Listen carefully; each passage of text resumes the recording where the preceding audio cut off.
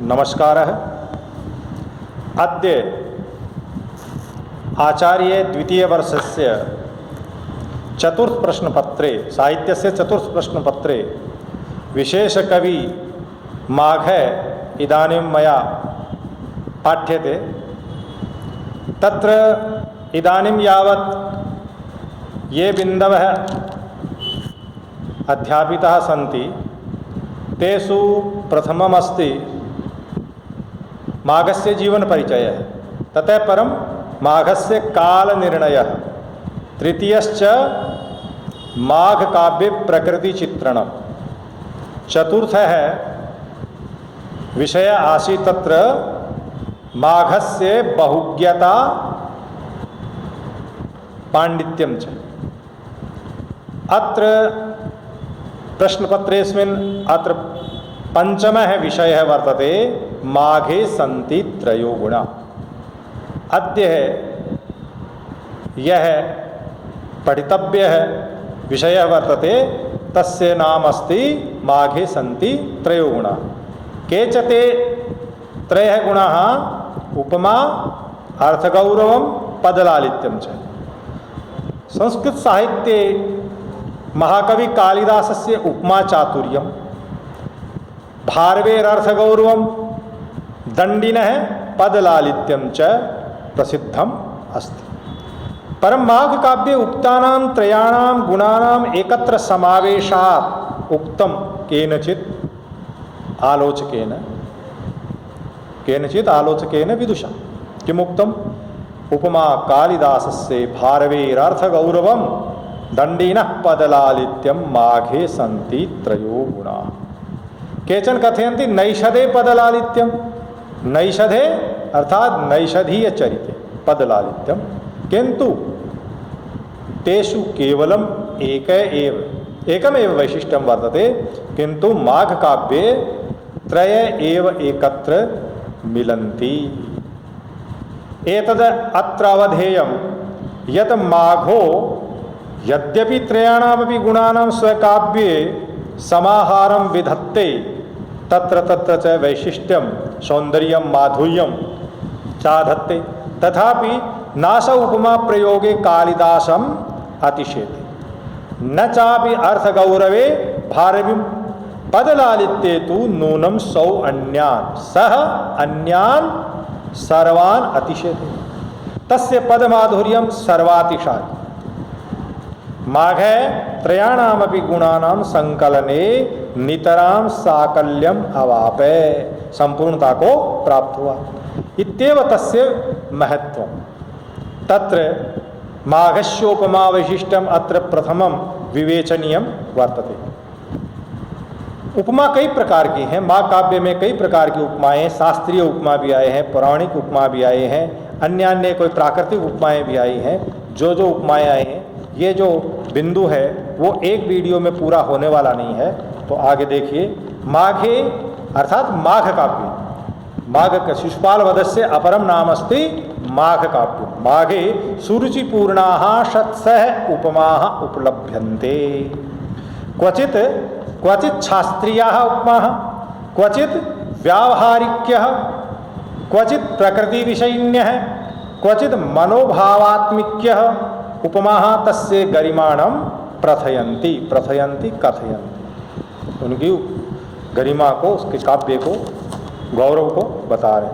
तत्र कः शास्त्रीयाः उपमाः सन्ति तासु महाकविर्माघः महान् विद्वान् अपि कविरासीत्। महान विद्वान कवि थे। तस्य शास्त्रीयं ज्ञानम् अपूर्वमेवासीत्। तथा ही पस्पसम इति पदम तत्र आयाति द्वितीय सर्गे।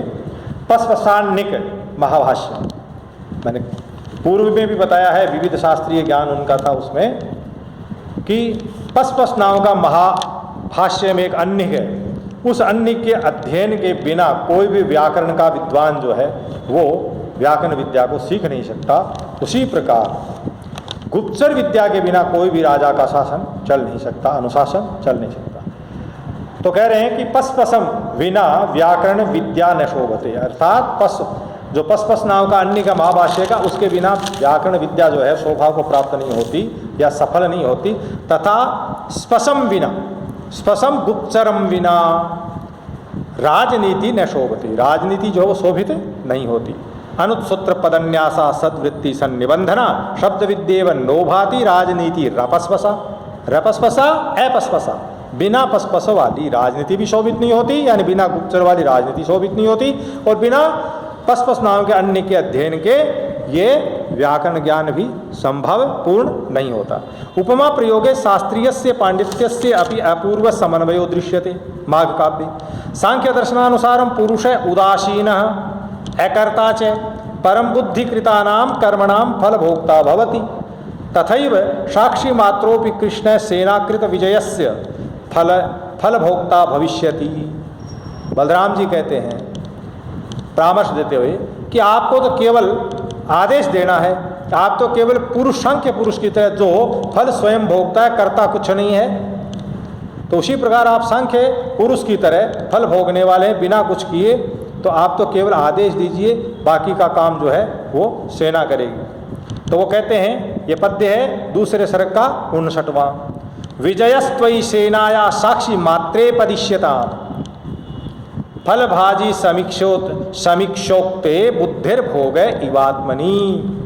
जिस प्रकार बुद्धि के द्वारा भोग किया जाता, बुद्धि किसके पास है? पुरुष के द्वारा पास, तो उसी प्रकार सेना तुम्हारी जो है वो विजय को प्राप्त करने वाली है, तो साक्षी मात्र केवल उसको आदेश दे और फल का भोग स्वयं करो, क्योंकि जिस प्रकार जिसके पास बुद्धि है वो सांख्य पुरुष फल का भोग करता है, उसी प्रकार आप भी भोग करें। यथा संचारी भावा स्थायी भावम पोषयंती, ये रस प्रकरण में आता है। तो यहाँ भी ये बलराम जी कहते हैं जिस प्रकार स्थायी भाव जो है रस, वो संचारी भाव जो स्थायी भाव की पुष्टि करते हैं, तथैव विजिगीषुम नृपम, जीतने की इच्छा रखने वाले राजा को अन्य लोग सहायक जो है उसकी पुष्टि करते हैं। ये पद्य दूसरे का 87वें, ये उनका है, उद्धव का, क्षमा कीजिए, ये उद्धव का वाक्य है, ये बलराम जी का नहीं है। स्थायिनोर्थे प्रवर्तन्ते भावा संचारिणो यथा रसस्यैकस्य भूयांशस् तथा नेतुर्महीभृतः। राजा के जिस प्रकार अनेक सहायक होते हैं, ठीक उसी प्रकार संचारी भाव कई हैं, स्थायी भाव एक है। एक स्थायी भाव के कई संचारी भाव हो सकते हैं, सारे मिलकर के उस स्थायी भाव की पुष्टि करते हैं। उसी प्रकार एक राजा के सहायक जो है, सेनापति भी उनकी सहायता कर रहा है, सेना कर रही है, अन्य जो मंत्री आदि जो है वो भी सब उसकी सहायता कर रहे हैं। तो राजा एक कृष्ण है, उनके सहायक कई हैं, तो उन सहायकों के माध्यम से राजा जो है वो क्या करे, फल को प्राप्त करे।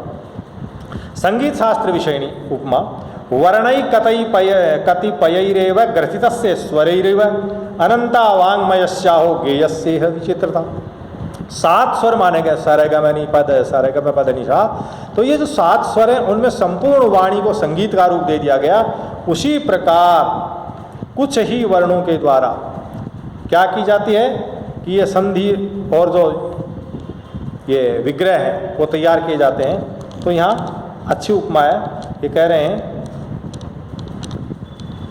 आगे आ रहा है व्यवहारिक के उपमा, व्यवहारिक जीवन में उपयोगी उपमाएं जो व्यवहारिक जीवन पर आधारित हैं। महाकवि माघो अतीव व्यवहार कुशल आसीत तथा ही स्वक्षेम कामेन वृद्धिम प्राप्नुवन रोगो नोपेक्षे।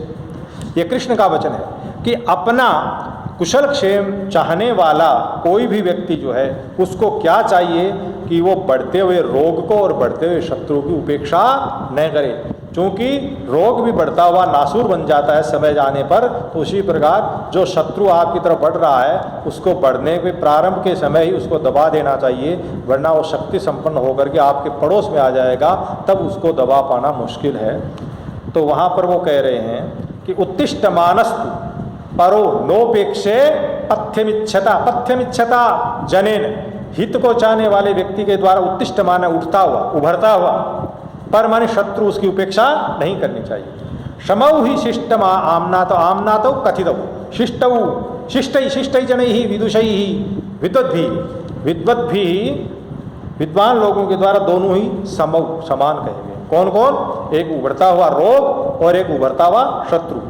वर्ष्यंताम आमय सच, वर्ष्यंतौ आमय, आमय मानी रोग, सच और वह कौन? शत्रु। शत्रु और रोग दोनों एक ही प्रकार के हैं, बढ़ते हुए का व्यवहार एक ही है, बढ़ते बढ़ते वो शक्ति संपन्न हो जाते हैं और उनको दबाना मुश्किल है, तो ये कह रहे हैं तत्काल उनका समन करना चाहिए, दमन करना चाहिए।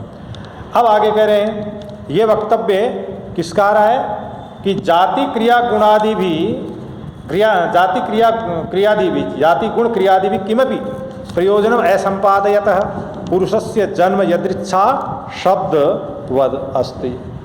पुरुष के 4 उपाधियां हैं, जाति क्रिया गुण द्रव्य। जाति जो है वो प्रत्येक जीव में होती है, वो सामान्य होती है। गुण ये अन्य से, किसी भी व्यक्ति को अन्य व्यक्तियों से अलग करने की पहचान के रूप में ये गुण होता है। और क्रिया जो है वो आदि से लेकर के शुरुआत से लेकर अंत पर्यंत संपूर्ण व्यापार जो है वो क्रिया कहलाता है। अब यदृच्छा जो है ये नाम का सूचक है, द्रव्य का सूचक है, संज्ञावाचक शब्द है और वो केवल नाम के अलावा कोई काम नहीं आता। यदृच्छा जो इच्छा है तदनुसार उसका नाम रख दिया, इच्छा बदल गई तो वो नाम भी बदल सकता है। तो जिस प्रकार यदृच्छा शब्द जो है वो कोई काम नहीं करता है, तो कह रहे हैं असंपादयतः कश्चित अर्थम जाति क्रिया गुण ही यदृच्छा शब्द वत पुंस संज्ञायै जन्म केवलम। यदृच्छा शब्द तो केवल पुल्लिंग शब्द जो है पुंग पुरुष की नाम मात्र की संज्ञा के लिए उसका केवल जन्म होता है। उसी प्रकार क्योंकि वो कोई कार्य संपादित करता नहीं है, जाति क्रिया गुणों के द्वारा असंपादयत है।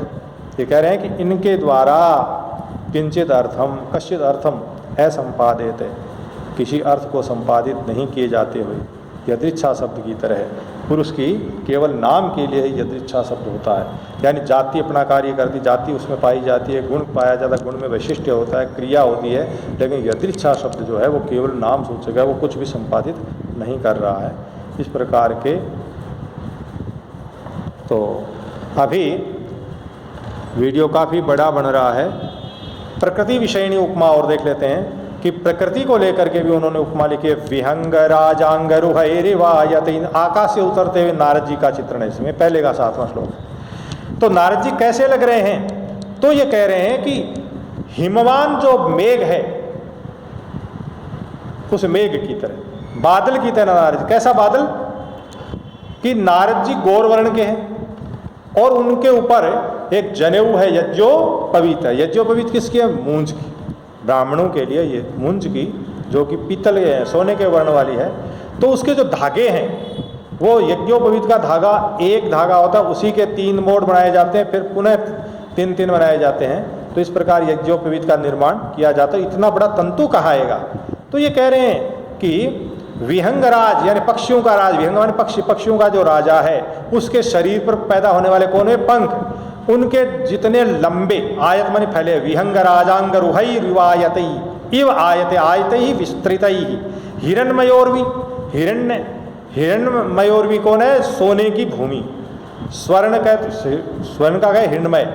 उर्वी मानी जमीन, रूह मानी उत्पन्न होने वाली, वल्ली यानी तन, वो वे लता, उसके तंतुओं के द्वारा।